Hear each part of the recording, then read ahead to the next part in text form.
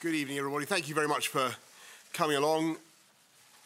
This has been a very productive day for the UK in the sense that the European Council has approved the agreement that's been negotiated over the last couple of months, and I thank them again very much for their work. I particularly thank Michel Barnier and his team. I thank Jean-Claude Juncker, President of the Commission, for all the personal effort that he has put into getting this deal done. And I want to stress that this is a great deal for our country, for the UK. I also believe it's a very good deal for our friends in the EU. And what it means is that we in the UK can come out of the EU as one united kingdom. England, Scotland, Wales, Northern Ireland together. And it means we can decide our future together. We can decide, we can take back control, as the phrase goes, of our money, our borders, our laws together, and we will be able to do free trade agreements around the world. And we can also build now, after 3.5 years, we can build now on our relations with our friends and partners in the EU. And it'll be a very exciting period now, as it were, to get to that, the positive side of that project. The extraction having been done, the building now begins. And I'm very confident that when my colleagues in Parliament study this agreement, that they will want to vote for it on Saturday and then in succeeding days. This is our chance in the UK as Democrats to get Brexit done and come out on October the 31st. It's our chance to focus on our priorities, the people's priorities, the NHS, putting 20,000 police on the streets, lifting up funding of education across the country, the biggest expansion of the living wage. Those are the things I think the people of our country want us to be focusing on in addition to Brexit. We've been at this now, as I say, for 3.5 years. It hasn't always been an easy experience for the UK. It's been long, it's been painful, it's been divisive. And now is the moment for us as a country to come together. Now is the moment for our parliamentarians to come together and get this thing done. And, as I say, to begin building a new and progressive partnership with our EU friends, with whom, of course, we share so many priorities. Now, I have to go to dinner. I'm late, fairly soon. But I'm told to keep this very tight indeed. But I'm going to go to Laura Koonsberg of the BBC. Thank you very much. We can keep this very tight. 2 very quick questions. Why are you confident this can get through Parliament when it doesn't seem to be the case at home? And what on earth will you do if this falls on Saturday?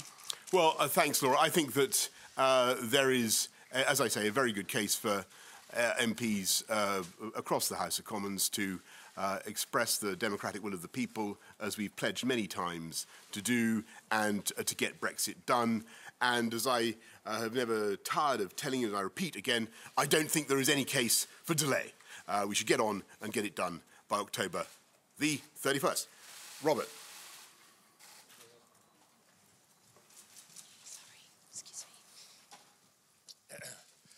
Prime Minister, was there literally no other way of getting the deal other than to turn over your partners in government, the Democratic Unionist Party? I think this is a very good deal for every part of the UK and particularly for Northern Ireland. And I would point out that, as I say just now, from the beginning, Northern Ireland will be able to join with the rest of the UK in doing free trade deals around the world, and all the other benefits that flow from membership of the UK market, and of course, without having any checks, any infrastructure of any kind at the border in Northern Ireland. And I think, in that respect, it is a great success. I'm going to take 2 more questions, and I'm going to go to the distinguished Mr. Dimbleby in the front. How will this deal help heal the deep divisions over Brexit in the country? I think that's a very, very important question, and I do think that the answer is that it will, because what it will enable us to do is to get, as I say, the process of extraction behind us and enable us to come together and focus on building a new partnership with our friends across the Channel, our friends, not just our friends in Brussels, but obviously in every other European capital. And one of the things that we're doing is building and strengthening our bilateral relations as well, and expanding our network across the European capitals. George Parker. And then that's it, I'm afraid. Come on, you can miss a bit of the dinner. No, I was asked to take 4 questions. I'm going to take a few more. Prime Minister, take a few more. Prime Minister, we heard what Jean-Claude Juncker had to say earlier about the fact that he personally didn't think there should be an extension to the Brexit process beyond October the 31st. Did you ask your fellow leaders to make a similar commitment, and have they done so? Well, my view has been very clear for a long time. I don't think that delay is to the advantage of the UK, or indeed of the whole of Europe. I think people want to move this thing on. It's been going on for a long time, and that's a view that seems to be quite widely shared. Tom, and then Pippa, and then that really is it. Okay, Tom, Pippa, and then Beth, and then that's it. Prime Minister, you've suspended the whip from 21 Tory MPs when they voted for the Benn Act. Will you treat this vote on Saturday as a similar confidence motion, and will you suspend the whip from any Tory MPs who don't vote for this deal? I'm not going to get into whipping in this illustrious form. What I will say is that I do think there is a very good case for voting for this deal on all sides of the House, and we will certainly be taking that vote very seriously. Prime Minister, I have a second quick go on the whipping. Would you restore the whip for the 21 MPs that you have ejected from the party? And why should Labour MPs particularly trust you to deliver on your promises in the political declaration over workers' rights? That's a big problem for them. Well, look, thank you, Pippa. On the vote, it's a big and important vote, and we'll be making further announcements about that in due course. And there are a series, as colleagues, as you understand, there are a series of votes. On the political declaration and that text, I do think it is a good text.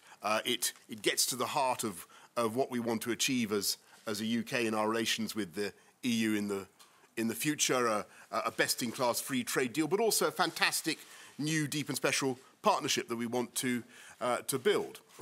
Yes, of course, it does also contain important provisions and commitments that this country gladly makes about our determination to maintain the highest possible standards, both for the environment and for social protection. We make those commitments gladly, and they're entirely right for our country to do. Beth, positively last question. Thank you. Prime Minister, Nigel Dodds said earlier today that you were too eager by far to get a deal at any cost, and the cost has been their support. You have the deal, but you don't have the votes. Your predicament no better than Theresa May's. Are you making the same mistakes that she did? Well, I think, as I say, thanks, Beth, I think that this is a very good deal. I'm very confident that when MPs of all parties look at this deal, they will see the merit of supporting it, getting Brexit done on October the 31st, and honouring the mandate of the people, honouring the promises that were made repeatedly by parliamentarians to the people to get Brexit done, and giving us all a chance to move on. I think the imperative is very, very strong. The opportunity is great, so let's do it. Thank you all very much. Thank you. Thank you. Thank you. Thank you so much. Thank you.